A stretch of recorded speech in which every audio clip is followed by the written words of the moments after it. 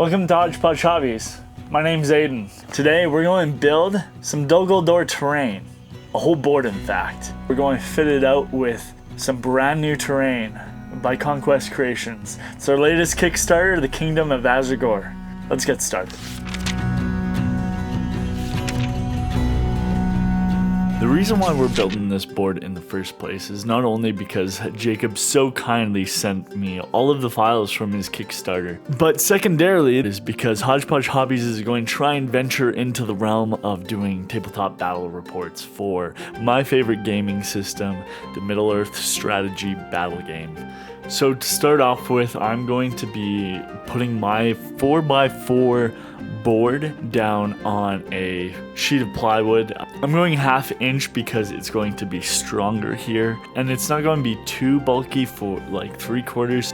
The next material that we're going to want to grab, it's actually going to be styrofoam. I was able to acquire these big 4x8 sheets at Home Depot. The foam that's like the coffee cups. I always forget the name of that type of phone, but it's perfect. Now my board was entirely designed off of a 8x8 square layout, so I just grabbed a 8x8 tile that I 3D printed, and I'm just essentially marking all of those 8x8 tiles out onto my foam so that I can reference it for the rest of my design. Now my river was entirely designed in 3D. I wanted to try it out to see how it would work, what I could do with it. Here I'm using base templates of what my basic river shape is going to look like.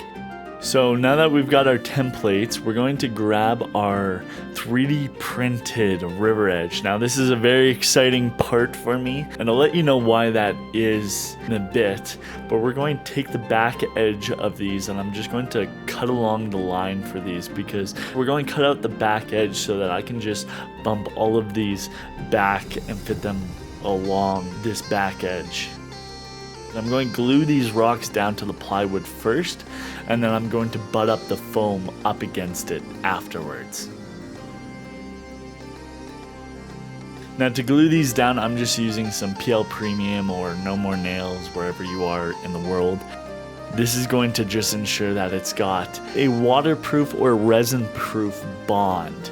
And I want to make sure that it's sealed up against this wood as best as possible. And the awesome part with these rocks is I've designed these to actually sit 1.5 inches high, so they'll actually meet up perfectly with our foam level.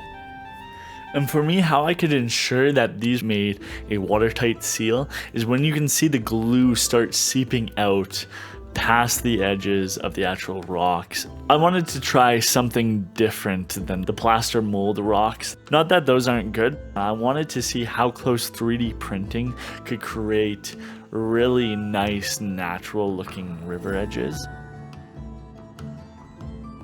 And so I sculpted some, and they're actually up on my Patreon right now. So if you want to support Hodge Podge Hobbies and you also want to grab yourself a collection of 6 different river edge or cliff face rock tiles, they're going to be $5. Go have a look over it. It's a great way to support the channel. I thank you guys all for even just watching the video. It means a lot to me, but go check them out if you're interested. So after a while of meticulously cutting and measuring out, I kind of just went heck it and tried to guesstimate where the back edge of my rocks were, and I started cutting the foam with kind of like a hot knife. I wanted a lot of kind of rocky textures, and one thing that I am just loving is using bark as rocks. I also love like the classic plaster rock casting. They're definitely easier to paint, but something about bark and the way it cracks and like chisels is just so appealing. I wanted to blend it with my river's edge, so plus it just looks awesome.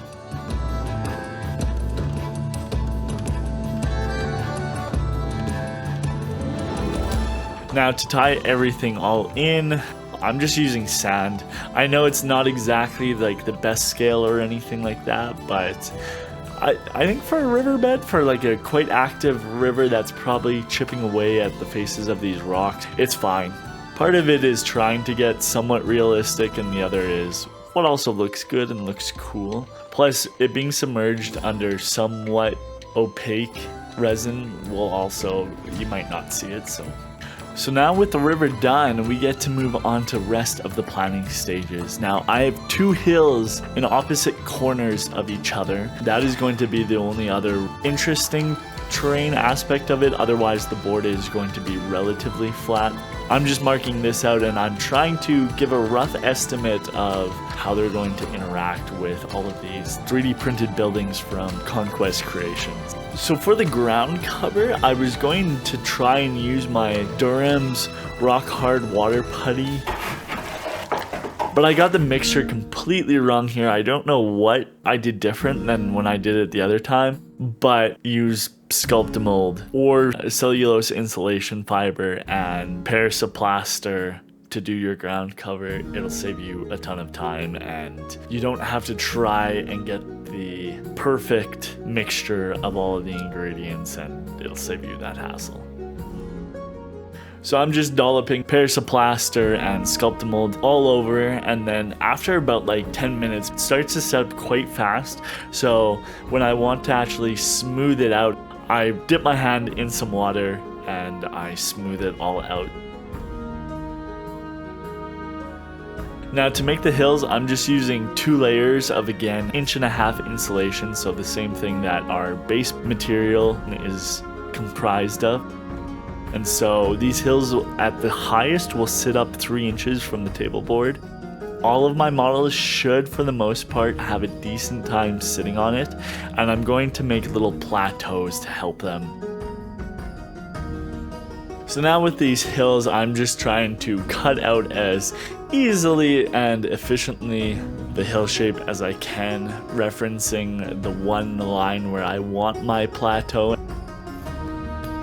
Now this was a little bit hard with the hot knife and even with this saw, just because PL Premium, once it solidifies and glues, it's great stuff. So it was really actually quite hard to try and saw through it. Not messing with any of that Durham stuff, I am just going to Sculptamold here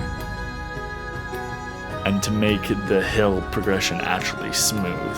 Now I apologize, I lost the footage of these other plateaus of me putting them in, but essentially they're just like thick dollops of Sculptamold here. Now on to the ground cover. We're just slopping down a whole bunch of matte Mod Podge, and then I'm just doing the classic tile grout and dirt, and throwing a little bit of sand in there too. This is going to create a really natural texture, and it's grout, so it'll harden as well.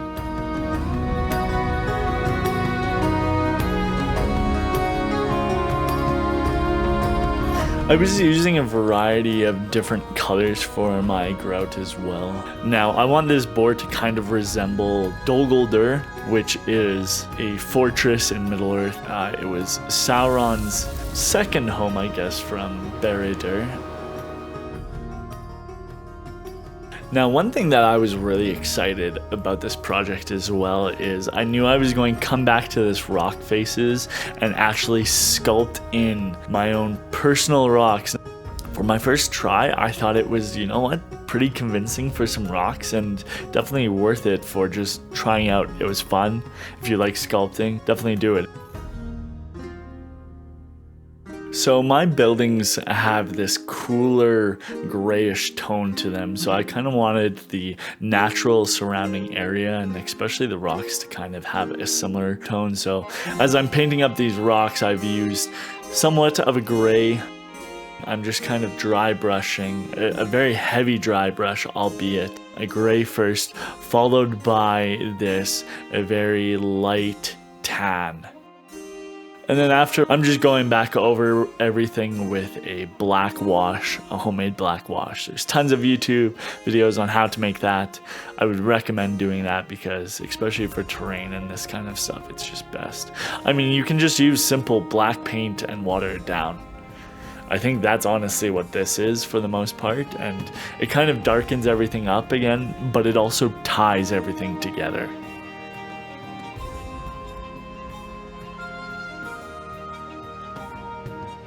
Now I'm going to cover the board again in matte Mod Podge mixture of a little bit of water, mostly matte Mod Podge. And instead of tile grout this time, we're going to cover the board in different Woodland Scenics turfs. I'm using a fine turf. I'm using an earth mix, which is just kind of like a very muted grayish brown kind of green.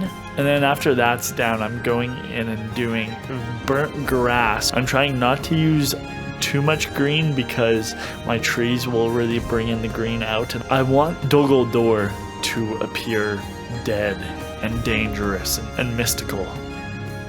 I noticed that my board was just far too plainy. There wasn't enough rocks, there wasn't enough debris, and I knew going into this I really wanted Dogaldor to be kind of a little bit more rocky in the midst of it, so I could apply some Geek Gaming Scenics Wasteland soil. This is my first time ever using it on this size of a board, and in one pack, if you use it very sparingly, you can actually get one pack to stretch across the whole board. It is possible to spend more time in making all of these kind of ground covers your own, but if you're looking for ease and honestly just great products, I would both recommend Woodland Scenics and Geek Gaming Scenics. I was really happy with the look of Forest Path. Now after spraying down my board one last time, we're doing the river. We're getting ready for the resin pour. I'm going to dam up both sides with just hot glue and a piece of acrylic.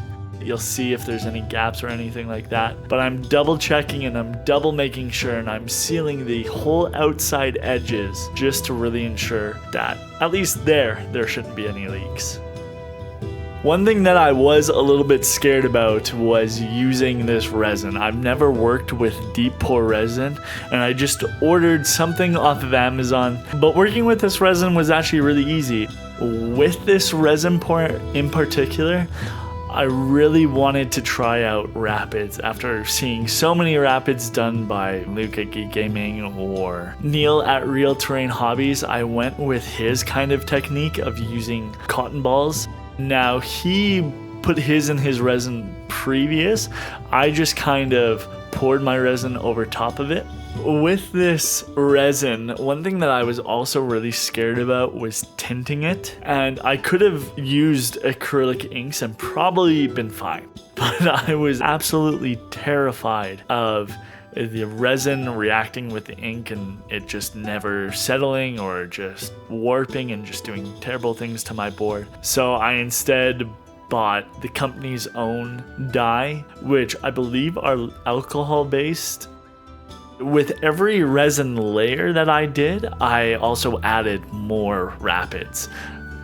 Maybe I went a little bit too heavy-handed on my rapids, but I was just having fun. The one thing that I tried to do so that it could be somewhat realistic is that I tried to really create my rapids with the cotton balls where the rocks that were still protruding from the resin, because as water moves and hits those rocks, that's where rapids would naturally form. After all the resin had cleared up, the resin was just kind of still. You had like the rapids, but it looked really weird because you had like these white rapids, but then you had like just like this crystal clear still water.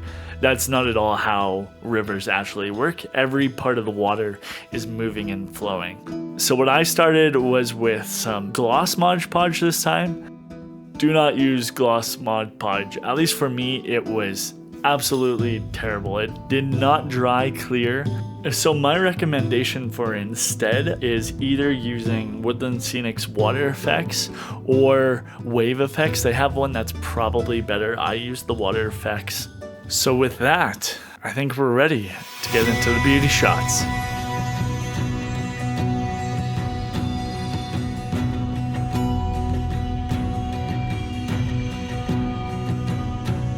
Thank you for joining me on this adventure. This table was incredible to build. Thank you again, Jacob, for sending me all these files for the Kingdom of Azragor. They were incredible to paint up. And if you're curious to how we painted up all of these Kingdom of Azragor buildings, we actually have a video up on our channel right now, so go check that out. It'll probably be in the description below.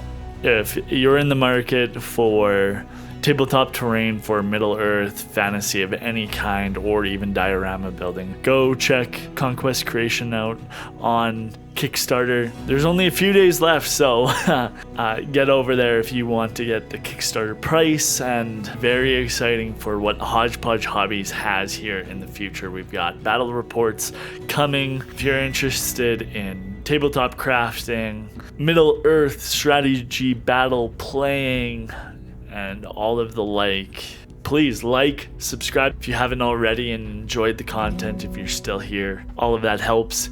This is the Kingdom of Azragor board build completed. Hope to see you on our next journey. Till next time at Hodge Podge Hobbies.